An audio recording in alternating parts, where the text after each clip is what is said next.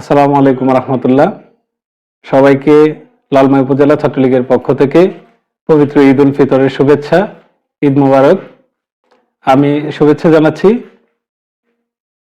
কুমিল্লা দক্ষিণ জেলা আওয়ামী লীগের সংগ্রামী সভাপতি, সাবেক সফল অর্থমন্ত্রী, সাবেক সফল পরিকল্পনা মন্ত্রী, আমাদের এই অঞ্চলের মাটি ও মানুষের নেতা জনাব আহম মোস্তফা কামাল এফসিএমপি মহোদয়ের পক্ষ থেকে সকলকে পবিত্র ঈদ উল ফিতরের শুভেচ্ছা, ঈদ মোবারক। বছর ঘুরে আবারও পবিত্র মাহে রমজান শেষে আগামীকাল পবিত্র ঈদ উল ফিতর উদযাপিত হবে। আমি বিশ্বাস করি আমরা যেই সিয়াম সাধনা, একটি মাস সিয়াম সাধনা করেছি আমাদের আত্মশুদ্ধির জন্য এবং নিজেকে পবিত্র করার জন্য, এই সিয়াম সাধনার মাধ্যমে আমরা সকলেই আল্লাহর নৈকট্য হাসিল করব এবং মহান আল্লাহ তাআলা যে সিয়ামের বিষয়ে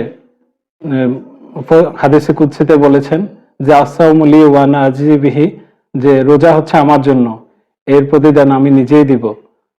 তো আমি বিশ্বাস করি যারা সততা এবং নিষ্ঠার সাথে এবং পবিত্র মাহে রমজানের পবিত্রতা রক্ষা করে যারা দীর্ঘ একটি মাস রোজা রেখেছেন, অবশ্যই মহান আল্লাহ তাআলা আপনাদেরকে উত্তম প্রতিদান দান করবেন।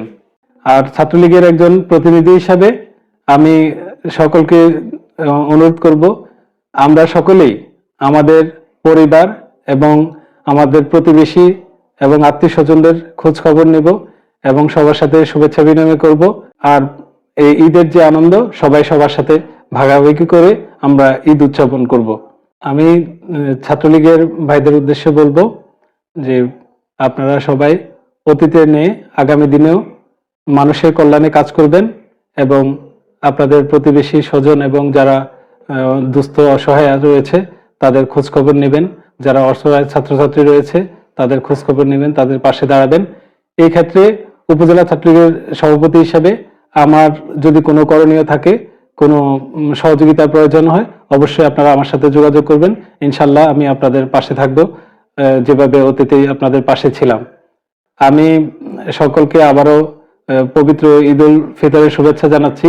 ঈদ আপনাদের জীবনে ভয়ানক অনাবিল আনন্দ এবং সুখ, আপনাদের পরিবার এবং আপনাদের পাড়া প্রতিবেশী আত্মীয় স্বজন সকলকে নিয়ে ভালোভাবে ঈদ উদযাপন করবেন। সকলকে আবারও ঈদের শুভেচ্ছা জানাই। ঈদ মোবারক। আসসালামু আলাইকুম রহমতুল্লাহ। জয় বাংলা, জয় বঙ্গবন্ধু।